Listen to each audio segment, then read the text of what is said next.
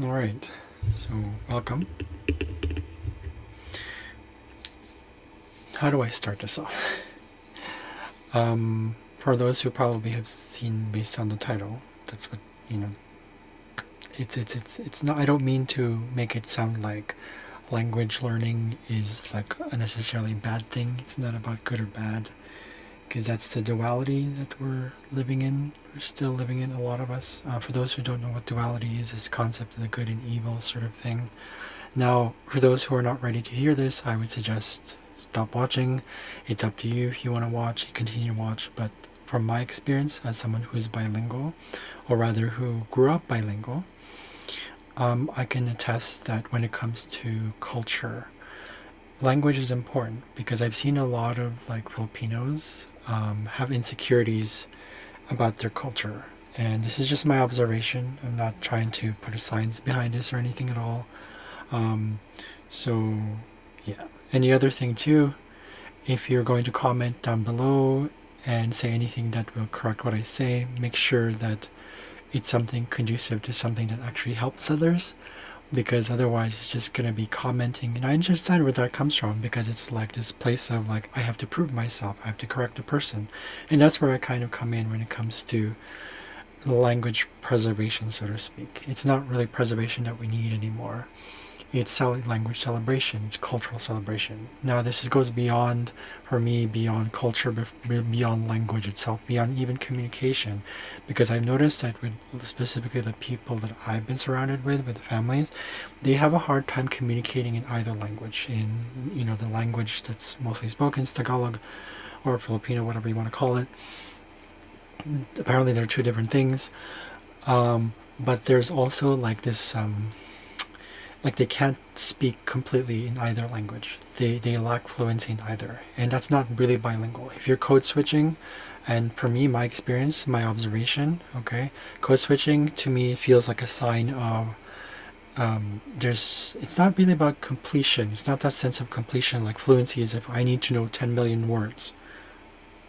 Okay, it's more about this confidence that's, no, I wouldn't say really confidence. It's like this sort of certainty you're able to speak your mind. And even if you're not, even if you speak slowly, there's still fluency in that. There's still that flow, right? Fluency is flow. It's not about the speaking itself. There's also fluency in what Stephen Krashen calls the input, right? So, for those who don't know Stephen Krashen is he's a well-known researcher on the concept of language acquisition. I'm not here to talk about language acquisition. I'm here to talk about my experience, okay? That when it comes to culture itself, the reason for me it's all about really being natural and really, really embracing that whole process. Like, and a lot of it comes down to, I think, really getting in touch with your inner self, the balance between the left and the right brain, the balance of wholeness, integration. And I posted videos on about spirituality and how this ties into this concept of language acquisition. I don't isolate the whole concept that it's about only language acquisition. So one of the things I've told before to other people is that when it comes to language, you want to ask yourself, what is it beneath language? What is beneath language? Most of the people say, oh, it's culture. Well, yeah, that's one thing. So that's where I'm going to point towards. What I'm going to point towards when it comes to today's topic, I suppose. So when it comes to language, there's culture, right? So you know how those languages that have died or have gone extinct, apparently they're two separate things. Either way, they're no longer used, or they're only used for specific purposes. Like Hebrew died, Manx died, for example. There's two languages. When they brought it back, okay, they brought it back. But then now what happens is the language is attached to culture. Now, correct me if I'm wrong, but I'm not going to listen to if you can correct me if I'm wrong, just to let you know, okay? I'm not going to listen to that because it's not useful. What I know is what I know. That's the point of this whole video. What I know is that when it comes to culture itself, if you don't have culture, you're not going to have language. That's how language is a tool for communication. And therefore communication is behind really language itself.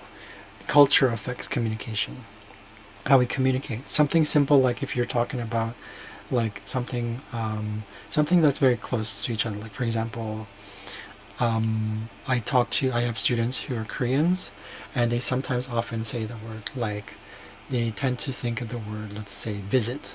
The concept of visit is very different from the concept in English, like visiting a country. But it often implies visiting, for example, as a simple concept, okay, just a word. It's it's used for when you feel this whole like, I need to go there because I haven't been there for a while, or I've never been there for, at all. So, but in Korean they use it for many, many other things. So it's very different. So you see how even words are tools within a language which is already a tool for communication. Does that make sense, right? Because I know for me it does. Now, if you're not getting this, don't worry. This isn't about like, I don't know what he's talking about. Oh my God, he's like, it's over my head. That's fine. You're not going to get it right now. Your level of consciousness is going to determine your understanding of a specific concept. Now, if you get it, good for you as well, right? So either way, it's not about good or bad. So this duality that we have about language preservation and language, the opposite of that, for me, I feel like it doesn't apply to how to so-called preserve a language. It's really about celebration. When I say celebration, I really mean to allow for even certain languages to be absorbed. Okay, this is where the acquisition comes in, to be absorbed by non-native speakers. We have this concept of native speaker means that they are, at least for me, that's my experience, like a native speaker has to be someone of the specific skin color. It's like, oh, you can't, like for example, there's a stereotype that, at least in the old world countries, like, what? A white person speaking Filipino? That's unheard of. He's not Filipino. He's just, he's like, just one of my favorite movies. He's like a yogurt covered raisin. Right? So it's like, it's from a movie that I really love and enjoy. For those who don't know what this is, it's called A Touch of Pink. So look it up. But anyways, so the whole thing is that, like, it's white on the outside, brown on the inside kind of thing. And there are people like that, like in the Philippines. But that whole concept, even in North America or even Canada, there's still this subconscious and unconscious behavior that is like, if you're not of British or French descent or something that's not typically European, you are not Canadian. That's the other stereotype that foreigners have as well of Canada. It's like, oh, what? There are brown Canadians, there are yellow Canadians, there are these Canadians, blah, blah, blah, blah, blah, blah, blah, blah, blah, blah, blah. Right? So again, level of consciousness. If you're not conscious about those things, you're not open to it, that's fine. That's what it is. But we are elevating. A lot of us are waking up to the whole idea that it's like, oh, we're all one. That's the whole fucking point. When it comes to language itself and preservation, there's nothing to preserve, but also at the same time, we should also honor the culture we're coming from, because it's respecting and honoring our own connection through the heritage that we've had. And so it's not really about preserving a language, it's more about is honoring. And that honoring comes from a place of love, comes from a place of acceptance and wholeness. And it's not just like the lovey-dovey love. It's like, everything's so cute, so cute, you're so happy, you can't be angry, no negative. Ooh. Toxic positivity, right? Toxic positivity. Look it up. It's really toxic. So I'm looking at the time as I do this one. So because I work soon. But so really my point of this whole video is really to say that, at least in my experience, that language learning, even the concept of language acquisition as like separate thing, it seems like there's this war going on. It's just like, you know what, fuck it. And just like, seriously, can't you just guys get along? Like, seriously. So the key isn't about, like, for me, I personally don't use translation when it comes to trying to acquire. The reason is because, again, the culture is tied to language. Beneath the culture, there is intention. There is this sort of like meaning behind what you want to say. Like, for example, your English is going to be different from your mother's English, or your father's, or your brother's, or your sister's, your cousins, your grandmother's English, because of your personality. So the goal here really isn't about preservation. The goal here is about accepting the difference from within and without. If you're getting triggered by, like for me, I do get triggered by accents, for example. Not so much because it's an accent, but because of, like, I don't know, for some, I sense this energy, like, I don't know, it depends on who they are. If they are not trying, so I get triggered by the non-effort that sometimes people make. But that's because of the job I have. Because, my job requires that they speak right away. And that's one of the things I'm trying to be honest with you, it's hypocritical on my part, where it's like I'm working for a job that does traditional methods. But I've come to realize it's like, well, I'm there because it's fulfilling a specific purpose. I don't agree with their format. I don't agree with most of the stuff that they have, because they're not at that, the company as a collective entity and energy, they don't have that level of awareness that I personally, for me, have come to have. So, really, going back to the whole language preservation thing, it's the reason why we need to make more native speakers, so to speak, is because it leads, yes, to language preservation, but what it really means is that they carry on the culture. It's kind of like, you can call it subliminal. It's like a subconscious thing. When they start picking up the culture, like you look at like Asian Canadians, or South Asian Canadians, or Arabic Canadians, or Latino Canadians, or whatever. I'm from Canada, right? Ukrainian Canadians. They pick up the culture that's underneath the words themselves. There's something hidden between the words and how you say it, how you act it out in body language, facial expression, intonation, all those things. It's all one thing, right? And the whole thing another thing I wanted to bring up is the reason why none of the other parties of separation works is because everybody's trying to fight each other, and then there's always these breaking down of things. I am more for like acquisition itself, but I'm not going to be like shoot some person in the head just because they're like, oh, you're learning language, or you're translating, or you're doing this stupid stuff. Like, oh my god, like, let them do their thing. Let them do what they're doing. They'll realize somehow that maybe there's a lot of it that doesn't work anymore, right? And for me personally, when it comes to translation, the reason it doesn't work is because when you translate, what you're doing is you're getting the answer and you're only understanding the concepts or whatever it is, the whole thing, right? In your own language, which you already have absorbed already in your own mother tongue, whatever it is, and you understand it that way rather than absorbing it through the underlying, the subconscious sort of hidden things, unspoken rules, so to speak, the unspoken behavior of that language from the behavior of the culture it's attached to. Does that make sense? Right? I hope that makes sense. So that's what it is. Right, so translation doesn't work because I don't know how else to clarify it. I mean, I'm pretty sure there are people who are going to be like, nah, nah, nah, nah. They're going to write down the comments, or they're going to think of their own. It's like, what the fuck is he talking about? Yada, yada, yada, yada, yada. Fine, do that. I'm just going to ignore the negative ones, okay? When I say negative, I mean, I'm going to ignore the ones that don't work for me. I know what works for me. I know what is functional for me. I know what has worked for me for a long time.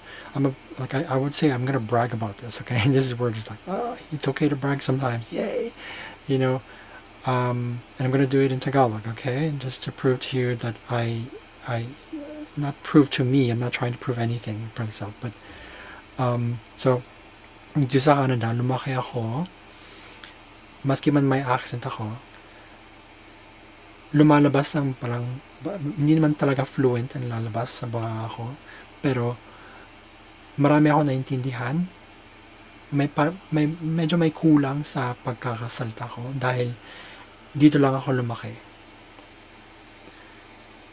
Napapansin niyo, 'di ba? Yung pagsalita ko may aksento ko ba? I sound like a Canadian, like I sound like foreign. That's natural. Right? So right there is, I don't even know why I did that. But I'm trying to say that, zum Beispiel, wenn ich auf Deutsch rede, muss ich aber manchmal oder oft vielleicht auf Englisch oder zuerst von Englisch, vielleicht übersetze ich, ja. Aber es gibt ein bisschen etwas, something missing. So you see how there's a bit of code switching happening there, right? That's because of the growth that I still need to grow in. I'm still need to acquire. I mean, that's just like a really, really tiny, tip of the fucking iceberg example. You just observe people. I would say the key to all this stuff is observing. But the whole topic of today is really about the language preservation, right? So personally, I'm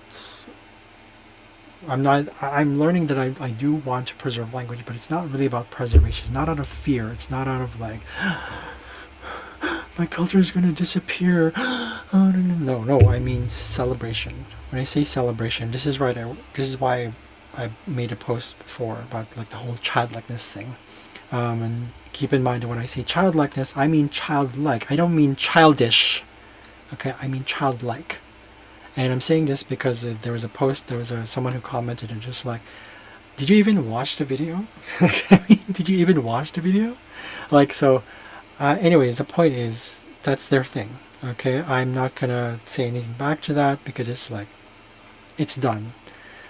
So the whole process of this whole thing is really getting past all that triggers that we have by working on ourselves, along with the fact that it's all tied to this whole thing. Everything is connected. We think that language is a separate thing. We think it's like, oh, it must be some sort of subject. Well, no, it's a tool.